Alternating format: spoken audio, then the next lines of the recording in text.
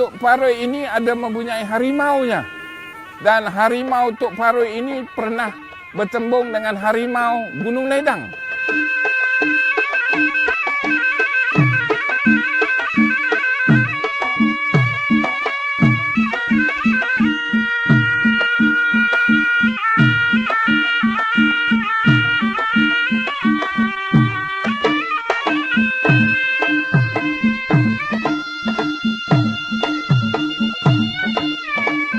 Tok Paroi ini yang sebenarnya salah seorang pemimpin besar di wilayah Paroi ini, dan jajahannya sampai ke sebelah hujung, sampai ke Sungai Temiang. Dan beliau juga adalah orang kanan kepada Datuk Kelana, terutama pernah berkhidmat dalam zaman Datuk Kelana Syed Abdul Rahman. Pada ketika itu pernah berlaku perang Bukit Putus yang saya ceritakan dalam siri-siri yang sebelum. Datuk Paroi ini pada ketika itu membantu Datuk Kelana Syed Abdul Rahman dan membantu Tuanku Ahmad Tunggal pada ketika itu. Ini adalah antara pahlawan-pahlawan lama yang hebat dari segi syarak, dari segi adat dan juga dari segi ilmu perang Melayu itu sendiri. Dan Yang Tuan Antah pada ketika itu dibantu oleh ramai juga pahlawan-pahlawan yang lain seperti Datuk Siamang Gagap, Datuk Raja Pati bin Ahmad, dan kemudian Panglima Sampan, dan ada pahlawan-pahlawan yang lain.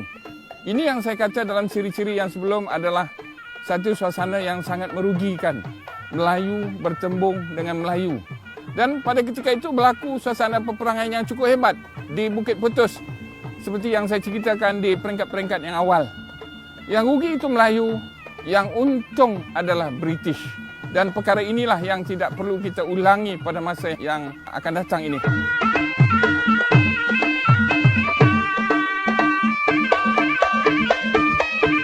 Datuk Paroi ini pernah diceritakan dalam beberapa cerita-cerita rakyat bahawa Datuk Paroi ini begitu hebat ilmu perangnya. Sampai di Bukit Putus pada ketika itu, dia pernah nak bertempur dengan Tok Dio. Tok Dio yang datang daripada kampung Dio, pergi ke Ulu Bendul pada ketika itu berperang.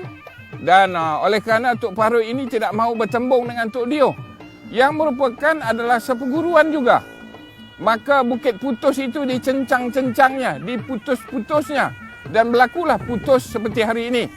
Itu dari segi cerita-cerita rakyatnya, dan berlakulah seperti hari ini. Dan diceritakan juga Tok Paroi ini ada mempunyai harimaunya. Dan harimau Tok Paroi ini pernah bertembung dengan harimau Gunung Ledang. Kedua-duanya pernah bertembung. Dan kemudian kalau kita kaitkan dengan cerita sejarah yang benar, benda ini ada kaitan dengan harimau jadian. Iaitu manusia itu sendiri boleh menjadi dalam bentuk harimau. Itu tidak mustahil dan itu tidak pelik, tuan-tuan dan puan-puan. Tokoh-tokoh yang seperti ini adalah tokoh-tokoh yang kasyaf yang sebenarnya. Boleh bertawasul. Bertawasul maknanya kalau dia cakap benda itu adalah itu, maka dia akan jadi seperti itu. Dengan izin Allah Subhanahu Wa Taala. Dan inilah antara pejuang-pejuang yang harus kita ingatkan dalam era kita nak menyambut kemerdekaan ini.